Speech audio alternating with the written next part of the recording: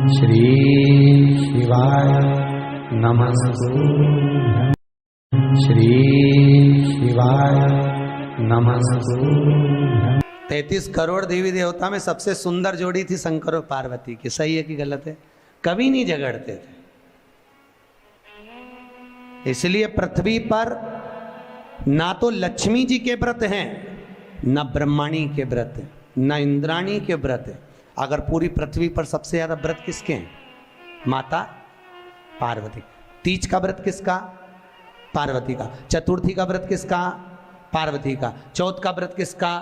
पार्वती का। छठ का व्रत किसका? पार्वती का। जितने व्रत है सब माता पार्वती। गणेश जी मैया को प्रसन्न करने के लिए अष्ट रूप में धारण करते हैं। 8 रूप भगवान गणेश जी ने धारण किए। एक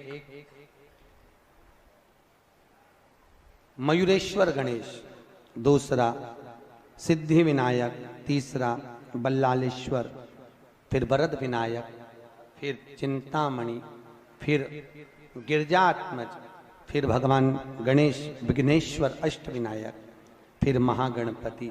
ऐसे गणेश जी के अष्ट नाम हुए। उस समय तिजोरी के अंदर जो गणेश की प्रतिमा रखी जाती है किस नाम से रखी जाती है? तो तिजोरी में हम जो गणेश की प्रतिमा रखते हैं वो वरद विनायक के नाम से रखते हैं। कौन सा गणेश? वरद। वरद विनायक के नाम से तिजोरी में गणेश रखते हैं। और वरद विनायक के नाम से गणेश जी तिजोरी में रखाते हैं। आपको कथा में कहा था, घर में सीधी सूंड का गणेश और व्यापार व्यवसाय ऑफिस में उल्टी सूंड का गणेश होना चाहिए। वरद विनायक को तिजोरी में। जब मकान का गृह प्रवेश होता है तो गणेश जी की पूजन जो दरवाजे पर करी जाती है उसे सिद्धि विनायक गणेश कहते हैं। कौन सा गणेश? सिद्धि विनायक। जब हम घर में शुभ कार्य हो, बंदर बाल लगाएं, कोई दरवाजे पर शुभ लाभ लगाएं या स्वस्तिक बनाएं या माताएं दरवाजे पर रंगोली डाले तो उसी समय पर सिद्धि विनायक के नाम से रंगोली डालना चाहिए। तो घर में लक्ष्मी बढ़ती है, सिद्धता बढ़ती है। याद रखिए, कभी भी गणेश जी को, मिट्टी के गणेश जी लाते हो भादो महीने में, तो विसर्जन करो तो विसर्जन के समय पर 2 बिंदी, एक कंकु की एक हल्दी की, दीवार पर जरूर लगा देना चाहिए। क्यों? क्योंकि गणेश जी हमारे यहाँ आते हैं तो रिद्धि सिद्धि के साथ आते हैं। पर जब गणेश जी जाते हैं, अगर हम बिंदी नहीं लगाते हैं तो गणेश जी अपनी रिद्धि सिद्धि को साथ में लेकर चले जाते हैं। पति के साथ पत्नी वापिस चली जाती है। जब हम बिंदी लगाते हैं तो उसका मतलब होता है कि हमारे घर की बहू हमारे घर में रहे, बेटा भले भ्रमण के लिए जाए।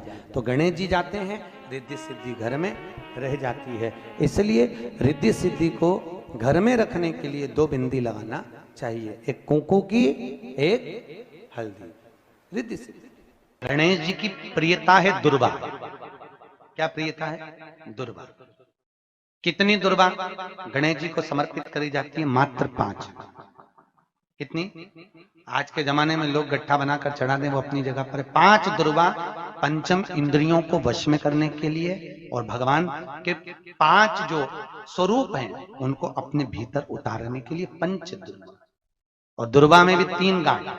जब दुर्वा समर्पित करी जाती है तो उसमें नीचे दुर्वा की डंडी पर गांठ रहती है, 3 छोटी छोटी गांठें होना चाहिए। चतुर्थी का जो व्रत करने वाली होती हैं, जो चतुर्थी का पूजन करने वाली होती हैं, उनके भीतर का एक भाव होता है कि जैसे ही शाम का समय आए चंद्रदेव का पूजन करें। चंद्र जब प्रकट हो जाए, कलश भर लिया, उसके नीचे आखा दाना रख दिया, चावल गेहूं जो भी आप रखते हो पूजन के लिए, ऊपर पात्र आदि रख दिया, जलाशय, फिर अपन ने घी का दिया लगाकर पूजन भी कर ली। तो जो चतुर्थी का पूजन करने वाली होती है, जो चतुर्थी का नियम व्रत धारण करने वाली होती है, बड़ी बड़ी चतुर्थियां करती हैं या उसका नियम धारण करती हैं, तो चतुर्थी का जो पूजन करती है वो किस चीज के लिए होता है? केवल संतान, पुत्र, परिवार, हमारा कुटुंब, हम जिस कुल में हैं, हमारा कुल वैभव की ओर बढ़े, संपदा की ओर बढ़े और उसकी आयु बढ़े,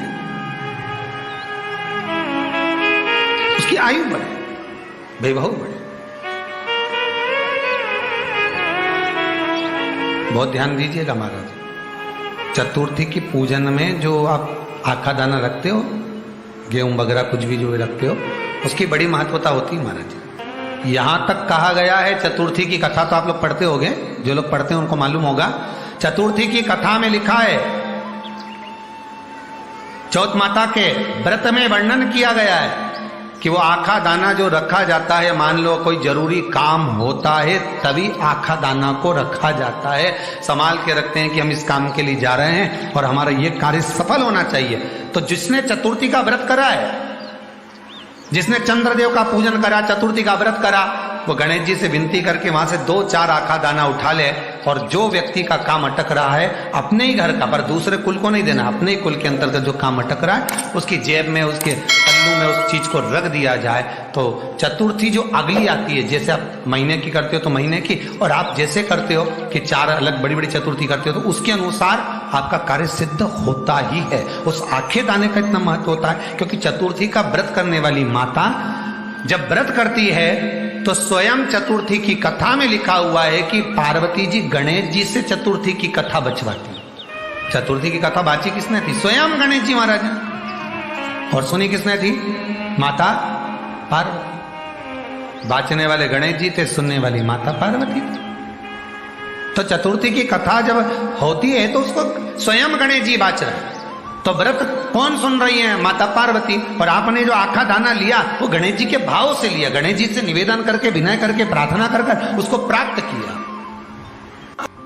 जितने आस्था चैनल पर कथा सुन रहे हो, जितने फेसबुक और यूट्यूब पर सुन रहे हो, और जितने इस छत्तीसगढ़ की पावन धरा पर बैठकर सुन रहे हो, बहुत सावधानी से सुनना। एक छोटा सा कपूर का टुकड़ा जब आरती में जलाया जाता है तो ये कपूर क्यों जलाते हैं? इस कपूर का महत्व क्या है? इस कपूर का कारण क्या है? ये कपूर है कौन जिसको हम आरती में जलाते हैं? क्या जरूरत इस कपूर को आरती में जलाने की? क्या जरूरत इसको यज्ञशाला में जलाने की? क्या जरूरत है इस कपूर को पूजन में जलाने की? स्वयं गुरु बाबा कहते हैं, यदि कोई आरती में, पूजन में, घर में एक कपूर का टुकड़ा आरती के बाद में जब समर्पित करेगा तो उसको अश्वमेध यज्ञ का पुण्य प्राप्त हो जाएगा। अश्वमेध यज्ञ के पुण्य को पाने के लिए कपूर का टुकड़ा आज भी आरती में जलाया जाएगा। एक कपूर का टुकड़ा सुख का, इसीलिए हमारे यहाँ शास्त्र कहता है महाराज, जब आपको घर में अगर ऐसा लगने लगे कि 15 दिन से बहुत बेचैनी है, बहुत दुख तकलीफ लग रही है, कोई ना कोई बीमार पड़ रहा है, कुछ ना कुछ तकलीफें लग रही है, तो एक पीपल का पत्ता ले लो, उसके ऊपर एक कपूर का टुकड़ा ले लो, सारे घर में घुमाकर उसको दरवाजे के बीच मध्य में जलाकर रख दीजिए। थोड़ी सी जला 20 से 25 मिनट के अंदर मकान में एनर्जी वापिस आ जाएगी, उस भवन में एनर्जी वापिस प्राप्त हो जाएगी। 20 से 25 मिनट के अंदर एनर्जी वापस। लग रहा है कि यहाँ नेगेटिव है तो उसको पॉजिटिव बनाया जा सकता है। रात को 12 बजे शंकर जी के मंदिर में शिवलिंग पर चढ़ी हुई बेलपत्री को उठाकर शंकर मंदिर का शिखर देखकर चबा चबा कर खा लीजिए। आपके पाँव के घुटने बदलने की जरूरत नहीं पड़ेगी, ऑपरेशन की जरूरत नहीं। गणेश जी फिर ही कब रहते हैं? तो हमने कहा अब ये तुम्हारे ऊपर, हमको तो मालूम भी नहीं, हम तो अपॉइंटमेंट लिए भी नहीं उनसे, तो तुम्हें ज्यादा स्मरण हो। तो आप शंकर जी की कथा करते हो, आपको नहीं मालूम कि गणेश जी कब फ्री रहते हैं? हमने कहा गणेश जी फ्री रहने का केवल एक समय होता है, एक टाइम होता है, एक पल होता है, एक घड़ी होती है कि गणेश जी महाराज हमारे घर में आ गए। गणेश जी की सबसे पहली जो आरती हो, उस आरती के समय पर अगर धूप बत्ती जलाई जाए या गोबरी को जलाकर उसमें गूगल छोड़ी जाए और गूगल छोड़ने के बाद गणेश जी का नाम ध्रुम वर्ण कह दिया जाए तो गणेश जी को तुम्हारे घर की पूजा स्वीकार करना पड़ती है। बस वो समय हम तो बस उतना जानते हैं कि शिव महापुराण में लिखा और मुद्गल पुराण में लिखा, गणेश पुराण में लिखा, गणेश जी का एक नाम होता है ध्रुम वर्ण। क्या नाम है? ध्रुम वर्ण गणेश जी का एक नाम होता है। जब हम धूप जलाकर और धूप लगाने के बाद में गणेश जी की सबसे पहली आरती करने के पहले अगर हम सबसे पहली आरती गणेश जी की कर रहे हो, अपने घर में स्थापना कर रहे हो, बिठा रहे हो, और तुम चाहते हो कि गणेश जी मेरे घर में आके मेरी पूजा को स्वीकार करें और जो मांगू मेरा गणेश मुझे दे 10 दिन के अंदर, तो पहला नाम लेकर पुकार लेना ध्रुम वर्ण विनायक, बैठो, बस काम हो गया। वो फ्री होकर आता है, वो बैठता है अलमस्तता में। सब बोलिए एक बार जमकर, श्री शिवाय नमस्तुभ्यम।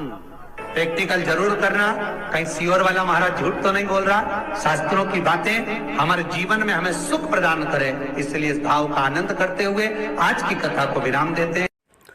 वीडियो पसंद आई हो तो शेयर करें, लाइक करें, सब्सक्राइब करें। श्री शिवाय नमस्तुभ्यम, हर हर महादेव कमेंट बॉक्स में जरूर लिखें।